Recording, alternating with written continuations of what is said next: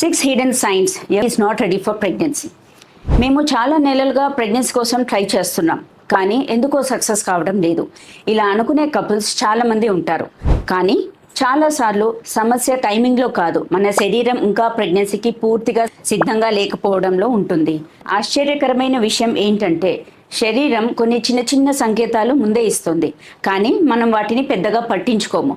మొదటి సంకేతం నెలసరి సక్రమంగా రాకపోవడం, ప్రతి నెల డేట్స్ మారిపోవడం, చాలా ఆలస్యంగా రావడం లేదా చాలా ముందుగానే రావడం వంటివి శరీరంలో ఏదో మార్పు జరుగుతుందని చెప్పే సంకేతాలు కావచ్చు.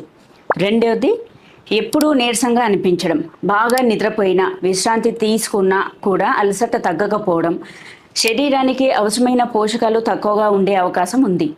మూడో సంకేతం, అకస్మాత్తుగా బరువు పెరగడం లేదా తగ్గిపోవడం.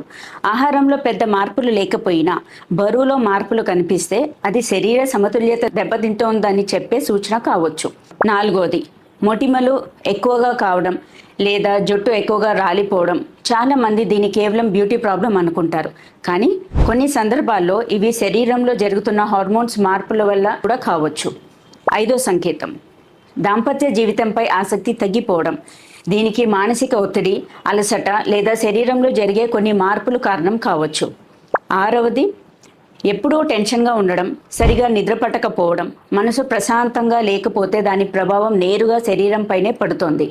కొన్నిసార్లు ఇది గర్భధారణకు అవసరమైన సహజ ప్రక్రియలపైన ప్రభావం చూపుతుంది. అయితే ఈ లక్షణాలు ఉన్నాయంటే ఖచ్చితంగా ప్రెగ్నెన్సీ రాదని కాదు, కానీ శరీరం నన్ను కాస్త జాగ్రత్తగా చూసుకో అని ఇచ్చే చిన్న సంకేతాలుగా భావించాలి. అందుకే ప్రెగ్నెన్సీ కోసం ప్రయత్నించే ముందు మంచి ఆహారం, సరిపడ్డ నిద్ర, ఒత్తిడి తగ్గించడం, అవసరమైతే వైద్యుల సలహా తీసుకోవడం చాలా ముఖ్యం.